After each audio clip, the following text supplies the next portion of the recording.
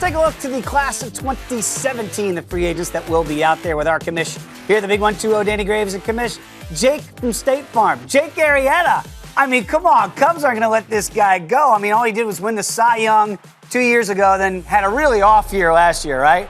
Just a 3.10 ERA, 18 wins, a whip of 108.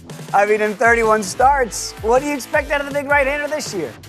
I mean, he had a horrible year this past year, right? He was also an all-star and a Silver Slugger Award winner for the pitcher. So, yeah, terrible year. He spoiled us 2 years ago with the Cy Young performance that he had throughout the season.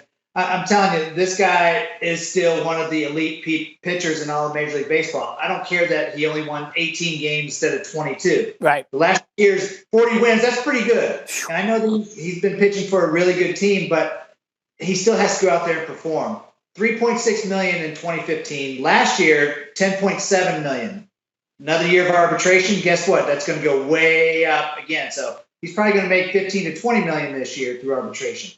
But the Cubs have the money to sign him, to re-sign him to a long-term deal. They don't have Dexter Fowler, so that saved a lot of money. You need to try to sign Jake Arrieta to an extension. I don't think Jake Arrieta wants to go anywhere either. This is where he loves playing with Chicago Cubs, and this is where he's more comfortable. Chris Bosio as the pitching coach, Joe Madden as the manager. Why else would you want to go somewhere else? It would seem to make perfect sense when you mentioned 40 wins in 2 years. That's remarkable. And winning a Cy Young. You mentioned Chris Bosio. How was he able to find something in Arrieta that the Orioles couldn't find? Because he was a reclamation project, and now he looks like one of the elite right-handers in all of baseball.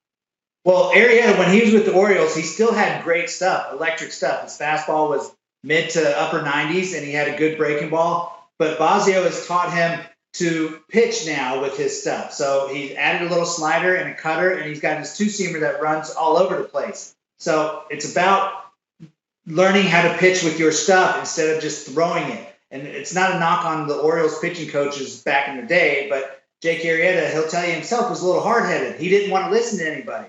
Somehow Chris Bosio got into his head and changed his outlook on his approach to pitching, and it's obviously worked. Sometimes when you got that country hardball, you just want to throw it, just like you did, Commish, right? Yeah, my country hardball wasn't very hard, though. It worked. Check it out if you want any more information on the class of 2017, the free agents that we've been displaying here at the Big 1-2-0. There they are. All you have to do is search by name.